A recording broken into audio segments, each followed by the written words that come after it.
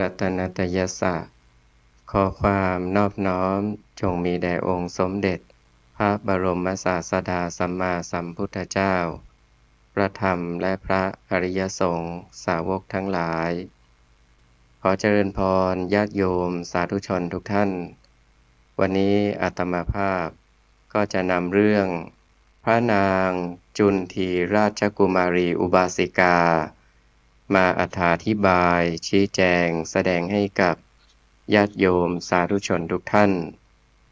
พระนางจุนทีราชกุมารีนั้นทรงเป็นอุบาสิกาผู้มาจากราชนิกูล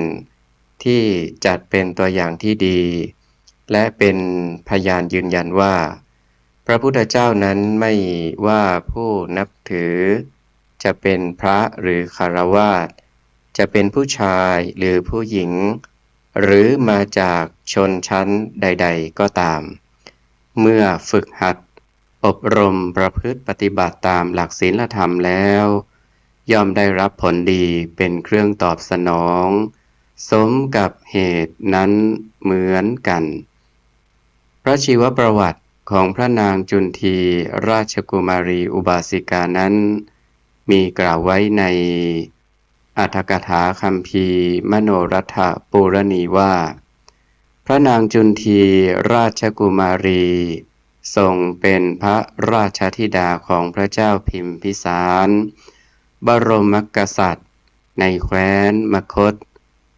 พระนางทรงเป็นผู้มีราชบริพารและราชรถเป็นพาหนะถึง500 คันเวลาพระนางจะเสด็จไปไหนก็จะมีราชบริพารนั่งบนรถ500 คันห้อมล้อมตามเสด็จไปด้วยพระนางทรงเป็นผู้เลื่อมใสพระพุทธศาสนาตามพระราชบิดาผู้ทรงเป็นพระโสดาบันมีเรื่องเล่าถึงการที่พระนางจุนทีราชกุมารีนั้นได้เสด็จไปเข้าเฝ้าพระผู้มีพระภาคเจ้าเพื่อทรงกราบทูลถามปัญหาดังมีบันทึกอยู่ในบาลีจุนทิสูตรว่าด้วยสิ่งอำนวยพ้นเลิศแห่งสมณวรรคที่4คัมภีร์อังคุตรนิกายปัญจการนิบาตดังนี้สมัยหนึ่งพระผู้มีพระภาคเจ้าประทับอยู่ณวัดเวรุวัน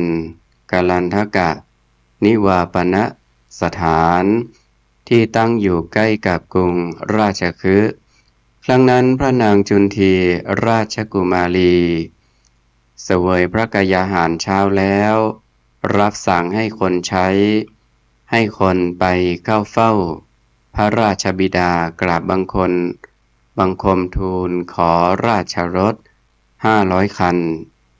อันนี้ก็เป็นข้อความจากอรรถกถาและเมื่อพระนางทรงได้รับพระบรมราชานุญาตจากพระราชบิดาแล้ว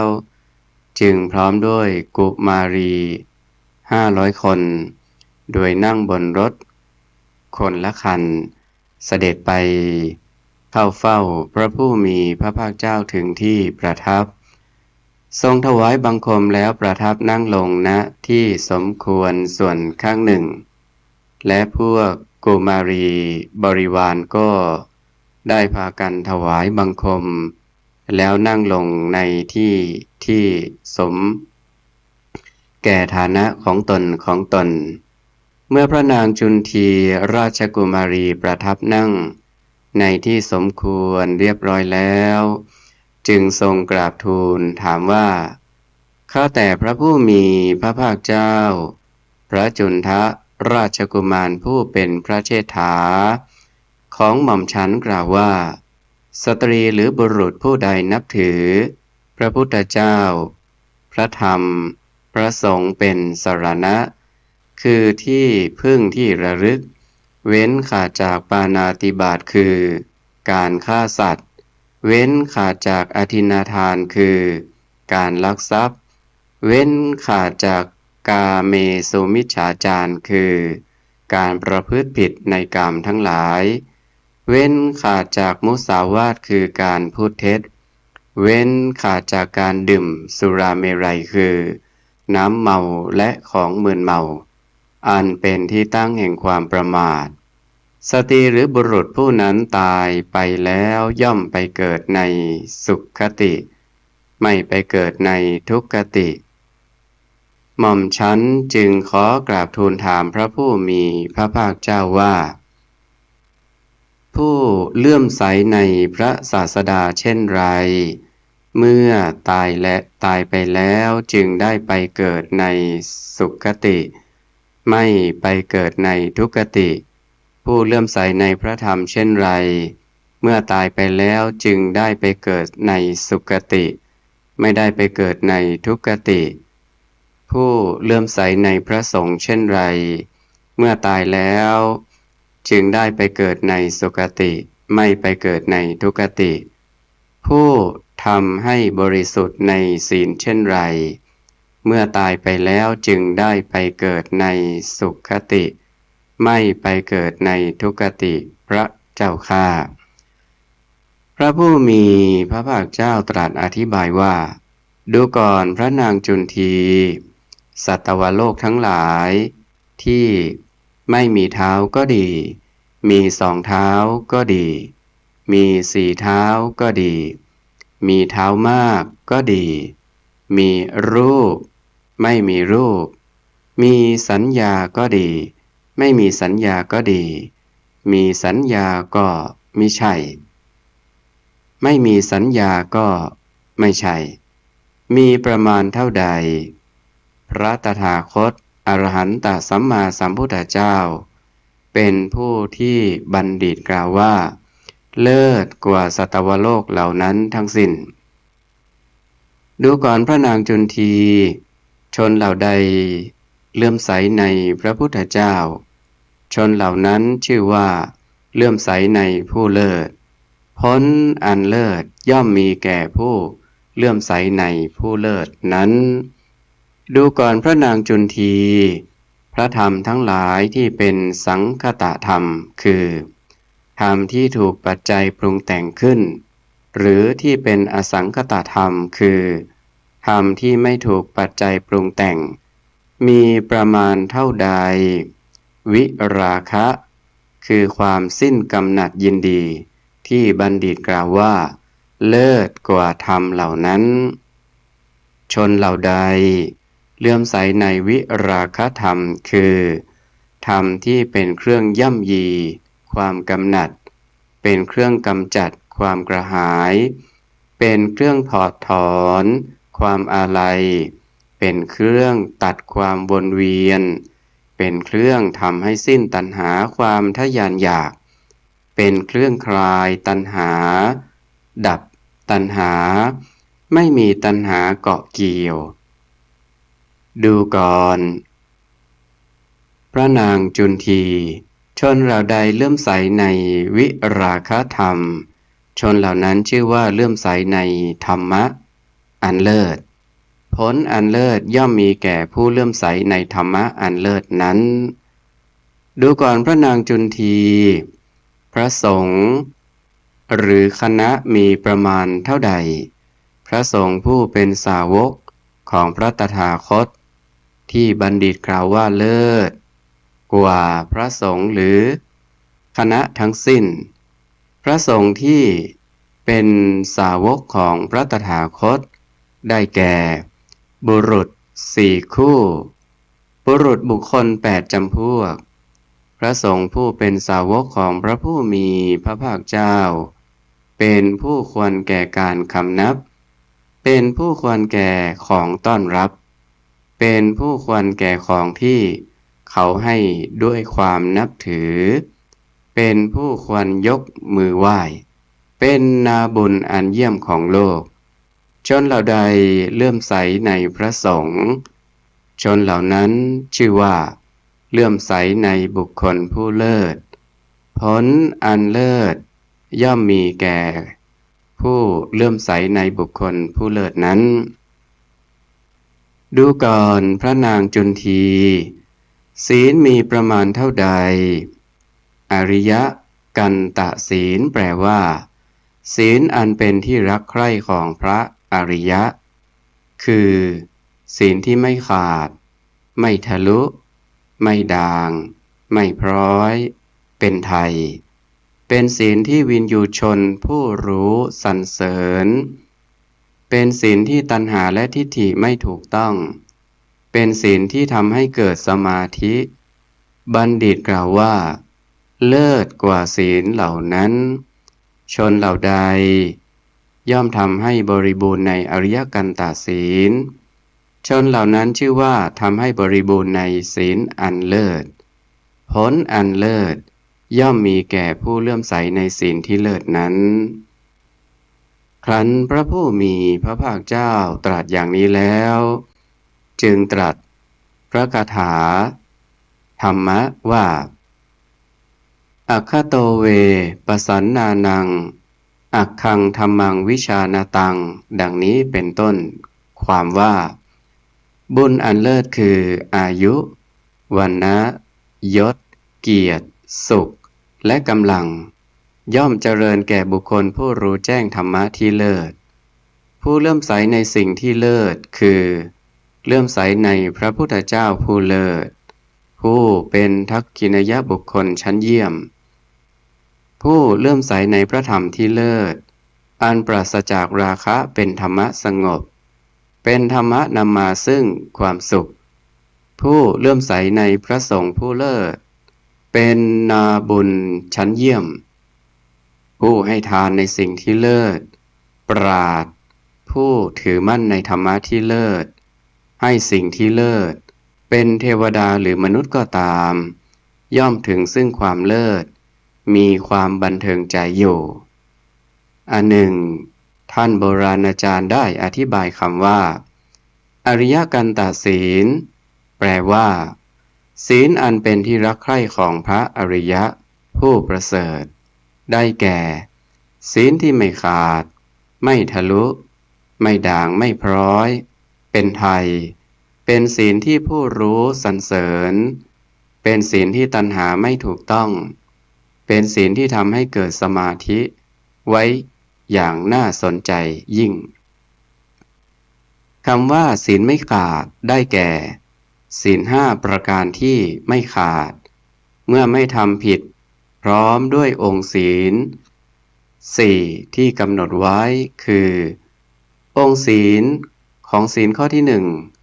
คือการไม่ฆ่าสัตว์ก็ได้แก่หนึ่งสัตว์นั้นมีชีวิตสองรู้ว่าสัตว์มีชีวิตสามมีจิตคิดจะฆ่าสี่มีความพยายามห้าสัตว์ตายด้วยความพยายามนั้นนี้ก็เป็นองค์ของศีลที่ท่านกำหนดไว้ถ้าบุคคลทำผิดล่วงข้อศีลพร้อมด้วยองค์จึงนับว่าศีลข้อนั้นขาดไปคำว่าศีลไม่ทะลุได้แก่ศีลข้อใดไม่เสียองค์ศีลในท่ามกลางไปศีลข้อนั้นเรียกว่าไม่ทะลุเปรียบเสมือนผ้าไม่ทะลุเป็นรูกลางผ้ากลางผืนผ้าคำว่าศีลไม่ด่างได้แก่ศีลที่ไม่เสียองค์ศีลองค์ใดองค์หนึ่งไปไม่เหมือนกับผ้าด่างคือผ้าที่มีสีตกเป็นแห่งๆหรือว่าด่างเป็นดวงบนผืนผ้าคำว่าศีลไม่พร้อย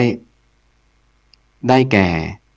ศีลไม่ได้เป็นลายพร้อยเหมือนกับเสือลายหรือเสือดาวคือองค์ศีลนั้นๆไม่เสียไปองค์ละเล็กละน้อยคำว่าเป็นไทยคือไม่เป็นทาสแห่งตัณหาหมายความว่าไม่ตกอยู่ในอำนาจแห่งตัณหาได้แก่ศีลไม่เสื่อมเสียด้วยอำนาจตัณหาคือความทะยานอยากเป็นตัวพาไป คำว่าเป็นศีลที่ผู้รู้สรรเสริญได้แก่ผู้รู้ทั้งหลายมีพระพุทธเจ้าเป็นต้นสรรเสริญว่าเป็นศีลที่ดีคำว่าเป็นศีลที่ตัณหาไม่ถูกต้องได้แก่ผู้รักษาศีลไม่ได้รักษาด้วยปรารถนามนุษยสมบัติสวรรค์สมบัติแต่รักษาด้วยปรารถนานิพพานสมบัติโดยมุ่งจะสิ้นกิเลสตัณหาเท่านั้นคำว่าเป็นศีลที่ทำให้เกิดสมาธิคือศีลนั้นเป็นเหตุปัจจัยให้เกิดสมาธิความมีใจตั้งมั่นแก่ผู้รักษาคำว่าพระอริยะทั้งหลายแม้ถึงไปเกิดในภพอื่นก็ไม่ทิ้งศีลนั้นคือเมื่อพระอริยะตายจากชาตินี้แล้วไปเกิดในชาติอื่นท่านก็ยังไม่ละทิ้งศีลห้ายังมีศีลห้าประการเกิดประจำอยู่ในใจเพราะฉะนั้นผู้ใดเลื่อมใสในพระรัตนตรัยคือพระพุทธเจ้าพระธรรมพระสงฆ์และทำให้บริบูรณ์ในอริยกันตศีลผู้นั้นเวลาตายไปแล้วจะไปเกิดในทุกขติแต่จะได้ไปเกิดในผู้นั้นเวลาตายไปแล้วจะไม่ไปเกิดในทุกขติแต่จะได้ไปเกิดในสุขติคือเกิดในมนุษย์และสวรรค์เท่านั้นและเมื่อไปเกิดในมนุษย์หรือสวรรค์ก็จะได้รับผลเลิศหลายประการเช่นจะมีอายุวรรณะสุขะกำลังยศชื่อเสียงเป็นเลิศคือจะมีอายุยืนยาวมีผิวพรรณสวยงามมีความสุขกายสบายใจมีกำลังแข็งแรงมีกำลังใจเข้มแข็งมั่นคงมีสติปัญญาดีมีทรัพย์สมบัติมากมีชื่อเสียงดีมากรวมความว่าไม่ว่าจะเกิดเป็นมนุษย์หรือเทวดาก็ตามจะเป็นผู้เลิศด้วยสิ่งที่ประสงค์จำนงหมายนี้ก็เป็นชีวประวัติของนางจุนทีราชกุมารีอุบาสิกาลำดับต่อไปนี้ก็จะเป็นชีวประวัติของอุบาสิกาอีกท่านหนึ่งมีนามว่า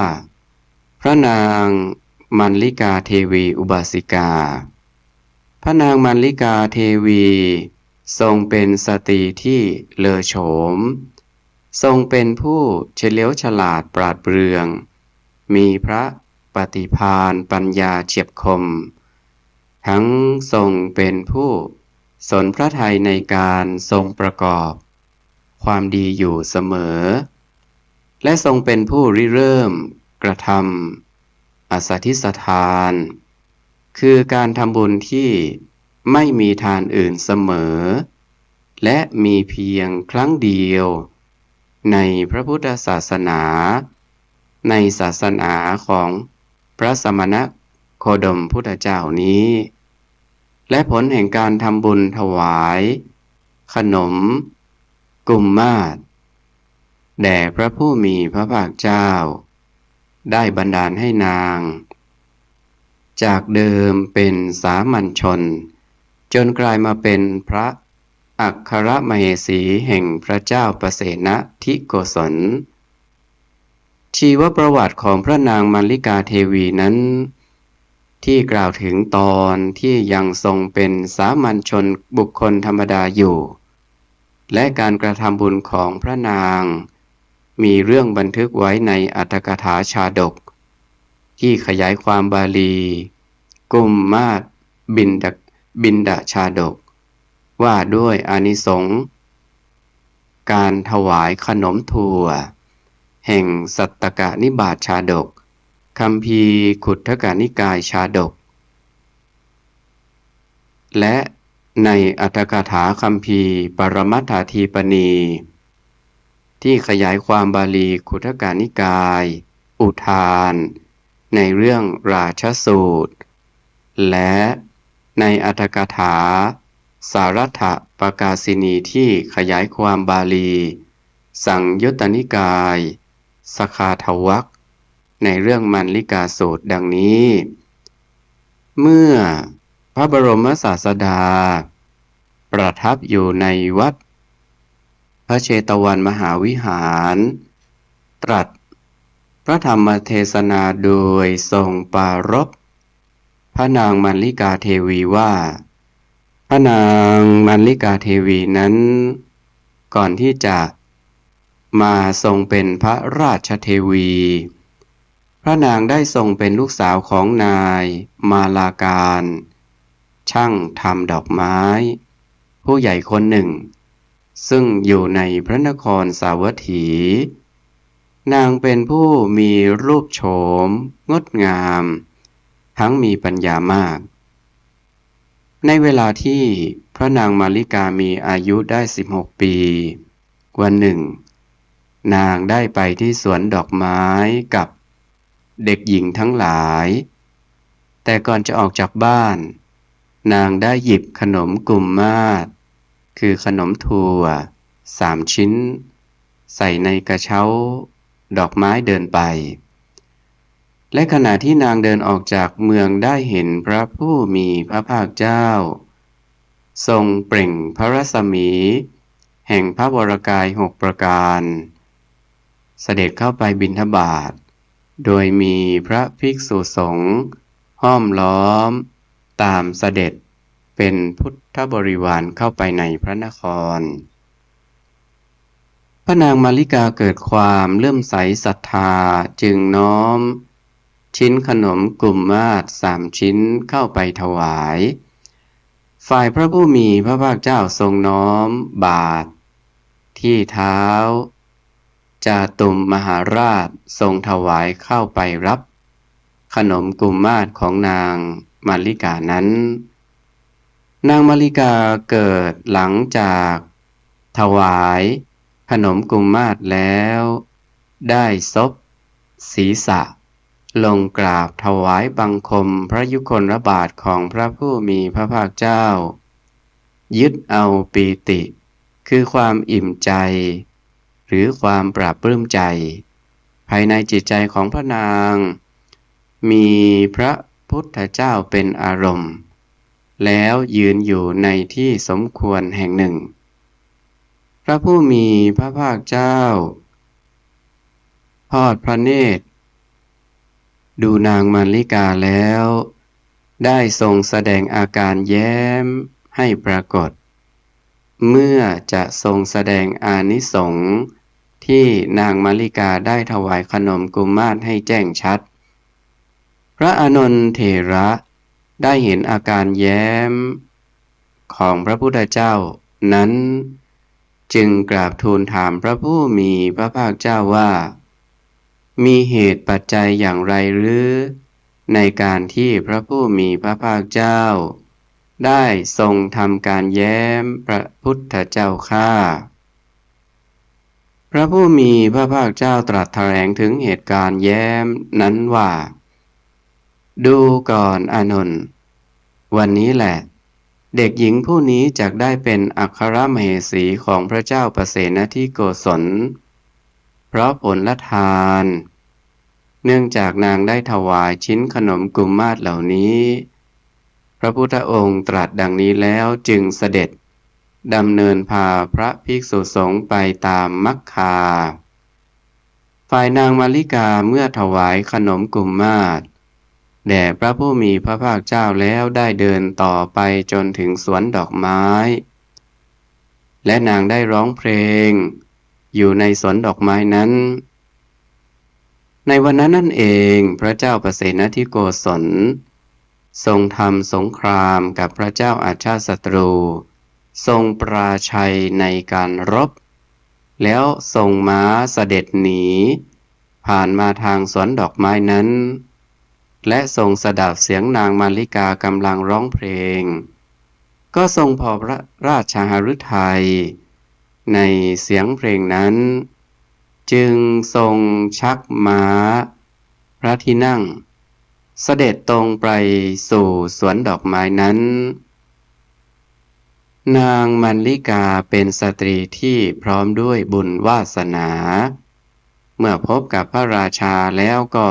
ไม่หลบหนีไป แต่นางกลับเดินเข้ามาจับสายบังเหียนม้า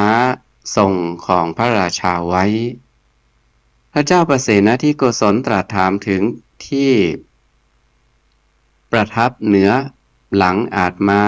นั่นว่าเธอมีสามีแล้วหรือยังไม่มี เมื่อพระนางมาริกา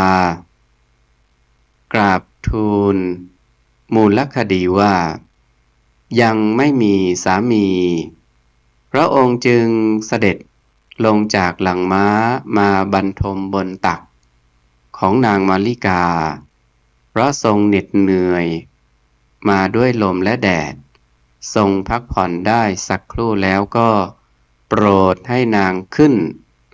นั่งบนหลังม้าพระที่นั่งแวดล้อมด้วยหมู่พลโยธาเสด็จเข้าสู่พระนครแล้วจัดส่งนางกลับคืนแก่มารดาบิดาของนางพอตกถึงเวลาเย็นจึงโปรดส่งพระราชยานพร้อมด้วยเครื่องสักการะและเครื่องราชอิสริยยศเป็นจำนวนมากแล้วให้นางนั่งบนกองรัตนะจึงทรงทำการอภิเษกตั้งเป็นเอกอัครมเหสีจำเดิมแต่นั้นมาพระนางมาริกาเทวีทรงเป็นที่เสน่หาของพระเจ้าประเสนทิโกศลอย่างยิ่งเพราะพระนางทรงเป็นผู้ประกอบด้วยกัลยาณธรรม5ประการของศรีภรรยาคือหน้าที่ที่ดีของภรรยา5อย่างทรงเคารพพระราชสวามีทั้งทรงเป็นที่สนิทสนมกับพระผู้มีพระภาคเจ้าการที่พระนางทรงถวายขนมกุมมาศ3 ชิ้นแด่พระผู้มีพระภาคเจ้า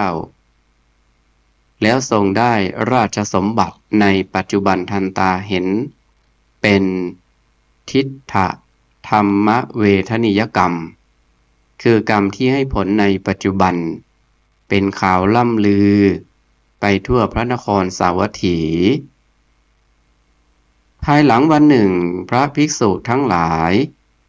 นั่งสนทนากันในโรงธรรมสภาว่าพระนางมาริกาเทวีทรงถวายขนมกุมมาศ3 ชิ้นแด่พระผู้มีพระภาคเจ้าแล้วได้รับอภิเษกเป็นเอกอัครมเหสีในวันนั้นนั่นเองเพราะผลแห่งทานนั้นพระผู้มีพระภาคเจ้า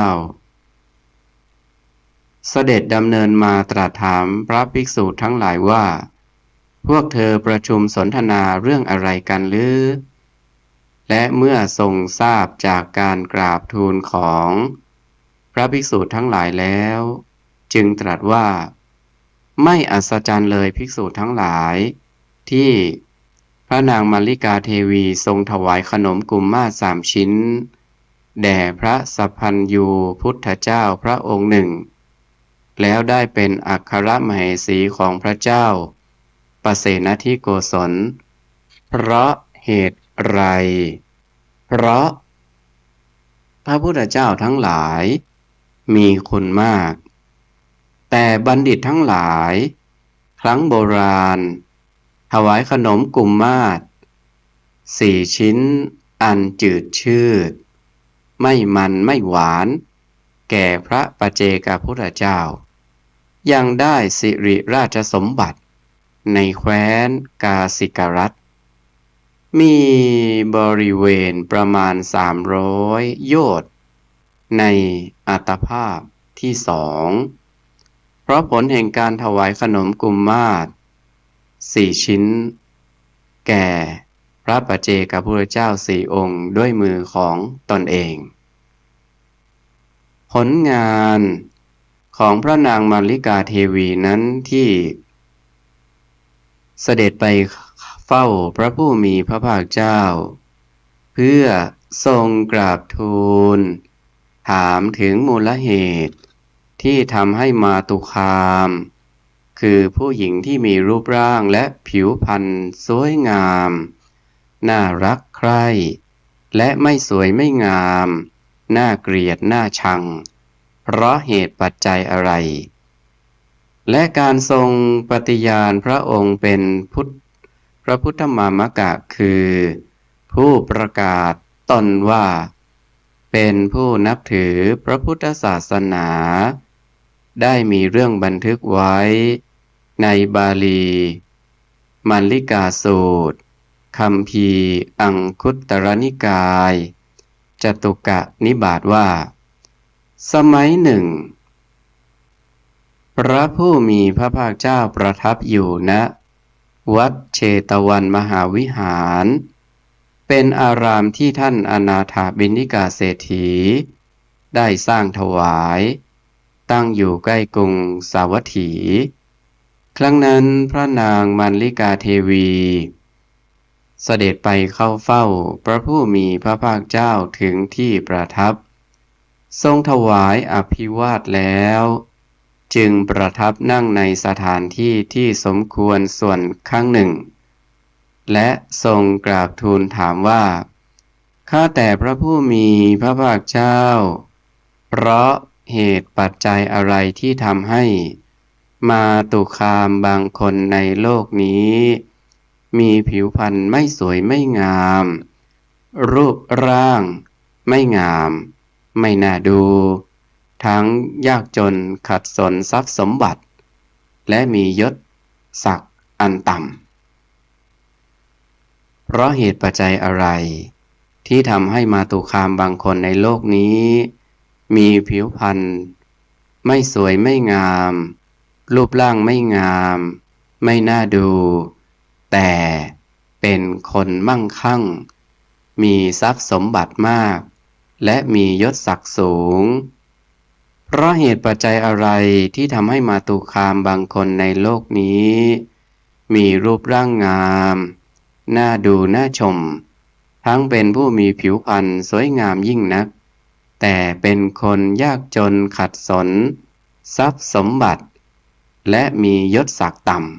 ำเพราะเหตุปัจจัยอะไรที่ทำให้มาตุคามบางคนในโลกนี้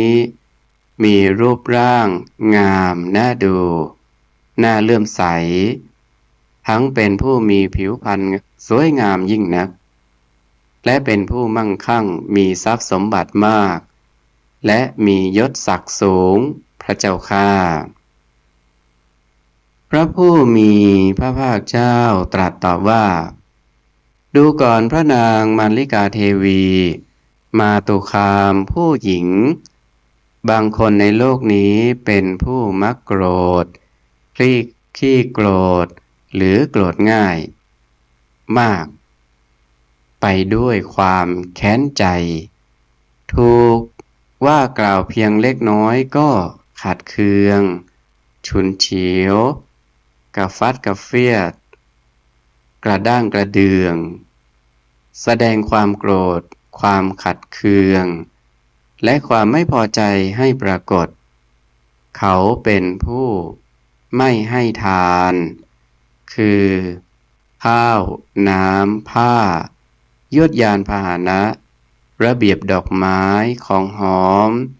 เครื่องลูบไล้ที่นอนที่อยู่อาศัยและประทีปโคมไฟแก่สมณะหรือพราหมณ์และเป็นผู้มีจิตริษยาที่เห็นผู้อื่นได้ลาภได้สักการะความเคารพความนับถือการไหว้และการบูชาทั้งกีดกันตัดรอนผูกความริษยาถ้ามาตุคามผู้หญิงคนนั้นจุติตายเคลื่อนจากชาตินั้นมาเกิดในชาตินี้กลับมาเกิดในชาติใดๆย่อมเป็นผู้มีผิวพรรณไม่สวยไม่งามรูปร่างก็ไม่งามไม่น่าดูทั้งยากจนขัดสน ทรัพย์สมบัติและมียศศักดิ์อันต่ำดูก่อนพระนางมัลลิกาเทวีมาตุคามผู้หญิงบางคนในโลกนี้เป็นผู้มักโกรธมากไปด้วยความแค้นใจถูกว่ากล่าวเพียงเล็กน้อยก็ขัดเคืองฉุนเฉียวกระด้างกระเดืองแสดงความโกรธความขัดเคืองและความไม่พอใจให้ปรากฏแต่เขาเป็นผู้ให้ทานคือข้าวน้ำผ้ายวดยานพาหนะระเบียบดอกไม้ของหอมเครื่องลูบไล้ที่นอนที่อยู่อาศัยและประทีปโคมไฟแก่สมณะหรือพราหมณ์และเป็นผู้มีจิตไม่ริษยาที่เห็นผู้อื่นได้ลาภสักการะความเคารพความนับถือการไหว้และการบูชาทั้งไม่กีดกันเกียดกันไม่ตัดรอนไม่มีความริษยาถ้ามาตุคามผู้หญิงคนนั้นจุติตายเคลื่อนจากชาตินั้นมาเกิดในชาตินี้หรือกลับมาเกิดในชาติใดๆย่อมเป็นผู้ที่มีผิวพรรณไม่สวยรูปร่างไม่งามไม่น่าดูแต่เขาเป็นคนมั่งคั่งมีทรัพย์สมบัติมากและมียศศักดิ์สูงดูก่อนพระนางมัลลิกาเทวีมาตุคามผู้หญิงบางคนในโลกนี้ไม่เป็นผู้มักโกรธไม่มากไปด้วยความคับแค้นใจแม้ถูกว่ากล่าวก็ไม่ขัดเคืองไม่กระด้างไม่กระเดืองไม่แสดงความโกรธความขัดเคืองและความไม่พอใจให้ปรากฏแต่เขาเป็นผู้ไม่ให้ทานคือข้าวน้ำผ้ายวดยานพาหนะระเบียบดอกไม้ของหอมเครื่องลูบไล้ที่นอนที่อยู่อาศัยและประทีปโคมไฟแก่สมณะหรือพราหมณ์และเป็นผู้มีจิตริษยาที่เห็นผู้อื่นได้ลาภได้สักการะความเคารพความนับถือการไหว้และการบูชาทั้งกีดกันตัดรอนผูกความอาฆาตริษยาถ้ามาตุคามผู้หญิงนั้นจุติจากชาตินั้นมาเกิดในชาตินี้กลับมาเกิดในชาติใดๆย่อมเป็นผู้มีรูปร่างน่าดูน่าชมทั้งเป็นผู้มีผิวพรรณสวยงามยิ่งนักแต่เขาเป็นคนเค้นใจยากจนและมียศศักดิ์ต่ำดูก่อนพระนางมัลลิกาเทวีมาตุคามบางคนในโลกนี้ไม่เป็นผู้มักโกรธไม่มากไปด้วยความคับแค้นใจแม้ถูกว่ากล่าวมากก็ไม่ขัดเคืองไม่โกรธไม่กระด้างไม่กระเดืองและไม่แสดงความโกรธความขัดเคืองความไม่พอใจให้ปรากฏเขาเป็นผู้ให้ทานคือข้าวน้ำผ้ายวดยานพาหนะระเบียบดอกไม้ของหอมเครื่องลูบไล้ที่นอนที่อยู่อาศัยและประทีปโคมไฟแก่สมณะหรือพราหมณ์และเป็นผู้มีจิตไม่ริษยาที่เห็นผู้อื่นได้ลาภได้สักการะความเคารพความนับถือการไหว้การบูชาทั้งไม่กีดกันเกียดกันไม่ตัดรอนไม่มีความริษยาถ้ามาตุคามนั้นจุติตายเคลื่อนจากชาตินั้นมาเกิดในชาตินี้กลับมาเกิดในชาติใดๆย่อมเป็นผู้มีรูปร่างสวยงามน่าดูน่าชมทั้งเป็นผู้มีผิวพรรณสวยงามยิ่งนักและเป็นผู้มั่งคั่งมีทรัพย์สมบัติมากและมียศศักดิ์สูงเมื่อพระผู้มีพระภาคเจ้าตรัสถึงเหตุปัจจัยต่างๆดังนี้แล้ว พระนางมาริกาเทวีทรงกราบทูลพระผู้มีพระภาคเจ้าว่าข้าแต่พระผู้มีพระภาคเจ้าในชาติอื่นหม่อมชั้นคงจะเป็นผู้มักโกรธมากไปด้วยความแค้นใจถูกว่ากล่าวเพียงเล็กน้อยก็ขัดเคืองฉุนเฉียวกระด้างกระเดืองแสดงความโกรธความขัดเคืองและความไม่พอใจให้ปรากฏในบัดนี้หม่อมฉันจึงมีผิวพรรณไม่สวย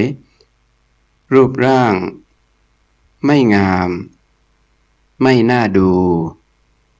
ข้อความในตอนนี้ก็ต่างกับในอรรถกถา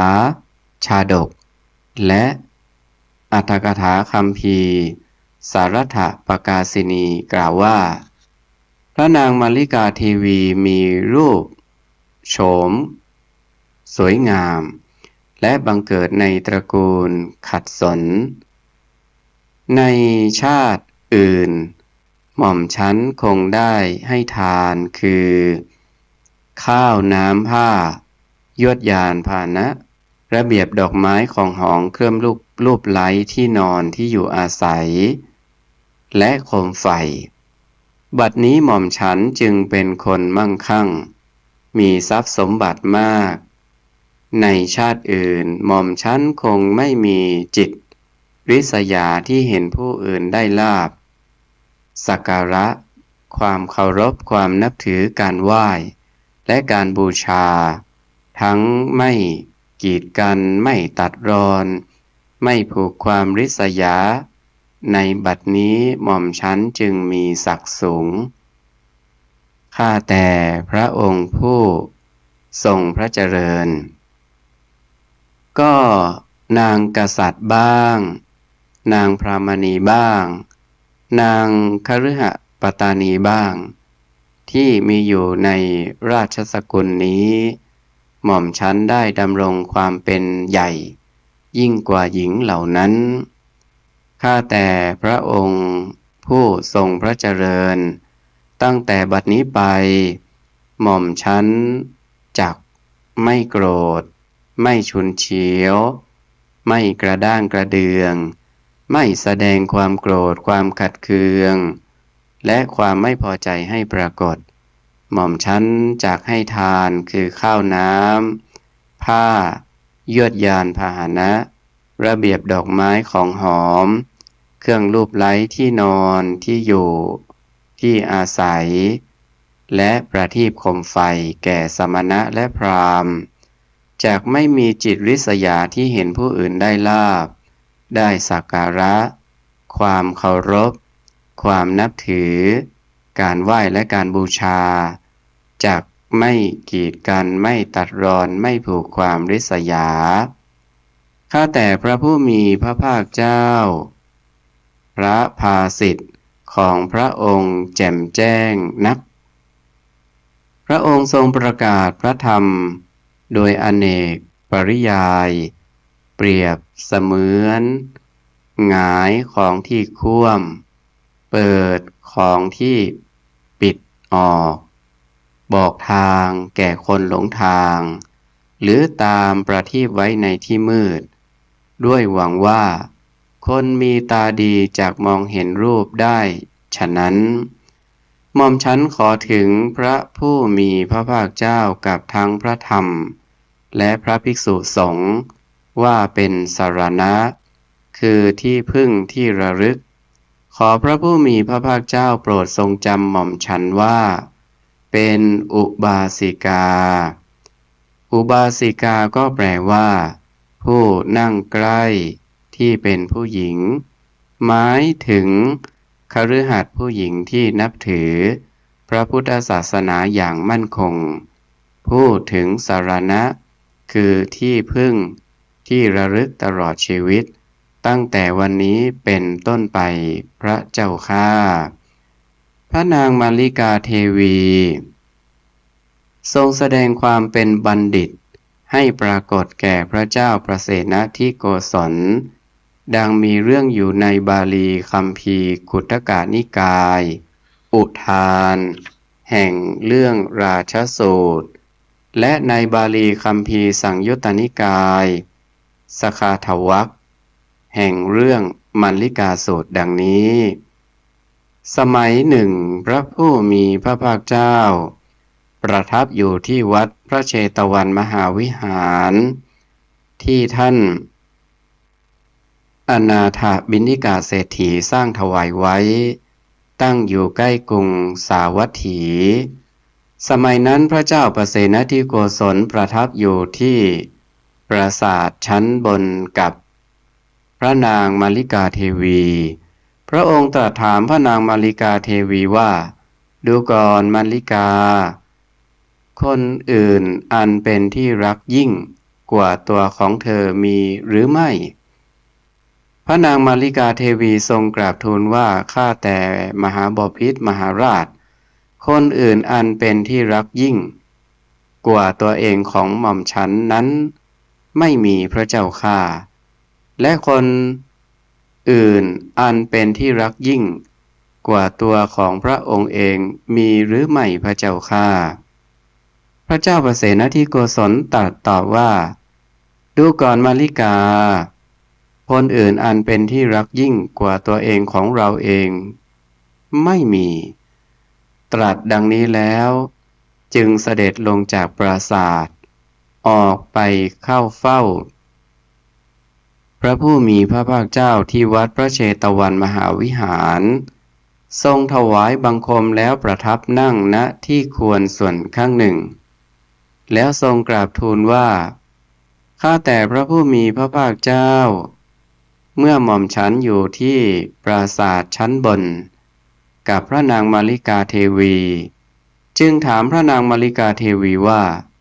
ผู้อื่นอันเป็นที่รักยิ่งกว่าตัวเธอเองมีหรือไม่พระนางมาริกาเทวีตรัสตอบว่าไม่มีแล้วพระเทวีตรัสถามหม่อมฉันว่าผู้อื่นอันเป็นที่รักยิ่งกว่าตัวของพระองค์เองมีหรือไม่พระเจ้าข้าหม่อมฉันตอบว่าไม่มีเหมือนกันพระเจ้าข้าลำดับนั้นพระผู้มีพระภาคเจ้าทรงทราบเนื้อความนั้นแล้วจึงทรงเปล่งพระอุทานนี้ขึ้นในเวลานั้นว่าบุคคลตรวจดูด้วยจิตทั่วทุกทิศแล้วไม่พบใครผู้เป็นที่รักยิ่งกว่าตนเองในที่ไหนๆตนเองเป็นที่รักยิ่งของคนทั้งหลายอย่างนี้เพราะฉะนั้นผู้รักษาตนจึงไม่ควรเบียดเบียนผู้อื่นพระนางมาริกาเทวีทรงแสดงถึงความเป็นผู้มีพระปัญญาทรงรู้เท่าทันเหตุการณ์ที่เกิดขึ้นได้ถูกต้องไม่ทรงหลงเชื่อถ้อยคำของพระราชปุโรหิตผู้คิดเห็นแก่ลาภสักการะที่กราบบังคมทูลหลอกลวงพระเจ้าประเสนทิโกศลให้ทรงหลงเชื่อในสิ่งที่ผิดโดยพระนางทรงเป็นผู้ช่วยให้พระองค์พ้นจากการถูกหลอกลวงและพ้นจากการทรงกระทำบาปทั้งทรงช่วยให้สัตว์ทั้งหลายรอดชีวิตดังมีเรื่องกล่าวอยู่ในอรรถกถาคัมภีร์ธรรมบทแห่งภาลวรรคในเรื่องบุรุษคนใดคนหนึ่งและในอรรถกถาคัมภีร์ปรมัตถาทีปณีที่ว่าเมื่อราชปุโรหิตกราบบังคมทูลทำนายพระสุบินคือความฝันของพระเจ้าประเสนทิโกศลด้วยความเท็จว่าเป็นพระสุบินนิมิตร้ายมีอันตรายต่อพระชนของพระราชาพระราชาต้องบูชายันด้วยชีวิตสัตว์ทุกอย่างละ100 จึงจักทรงรอดพ้นจากมรณภัยนั้นได้ พระเจ้าประเสนทิโกศลทรงเชื่อในถ้อยคำกราบบังคมทูลของราชปุโรหิตนั้นจึงมีพระราชกระแสรับสั่งอนุญาตให้จับสัตว์ทั้งปวงโดยเร็วราชปุโรหิตนั้น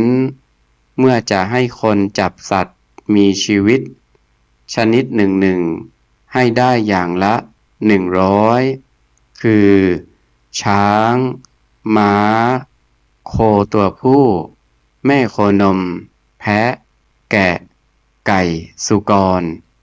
ทั้งเด็กชายเด็กหญิงเขาก็ฉุกคิดว่าถ้าหากเราจักให้จับเอาแต่สัตว์เนื้อที่เป็นอาหารเท่านั้นชนทั้งหลายจักพูดกล่าวหาได้ว่าราชปุโรหิตให้จับเอาแต่สัตว์ที่เป็นของกินได้เท่านั้นเพราะฉะนั้นจึงให้จับทั้งช้างม้าและมนุษย์ด้วยและมีผลปรากฏออกมาในทางเลวร้ายว่าคนทั้งหลายที่ราชปุโรหิตที่ราชปุโรหิตาจารย์นั้นสั่งให้จับก็ทำการจับมากเกินกว่าที่สั่งนั้นโดยเนื้อความตอนนี้ก็มีบันทึกอยู่ในบาลีคัมภีร์สังยุตตนิกายสคาทวัคแห่งโกศลสังยุตว่าในสมัยนั้นการบูชายันใหญ่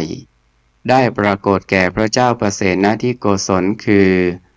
โคตัวผู้500ตัวลูกโคตัวผู้500ตัวลูกโคตัวเมีย500ตัวแพะ500ตัวแกะ500ตัวถูกนำเข้าไปที่เสาเพื่อบูชายันพวกทาสทาสีคนใช้กรรมกรก็ดีย่อมถูกจับนำไปเพื่อบูชายันนั้นสัตว์เหล่านั้นถูกจับถูกคุกคามด้วยอาชญาถูกภัยคุกคามแล้วมีน้ำตานองใบหน้าร้องไห้ระงมอยู่เมื่อมหาชนค่ำครวญถึงหมู่ญาติของตนได้ส่งเสียงร้องดังปานประหนึ่งว่าเหมือนเสียงแผ่นดินถล่ม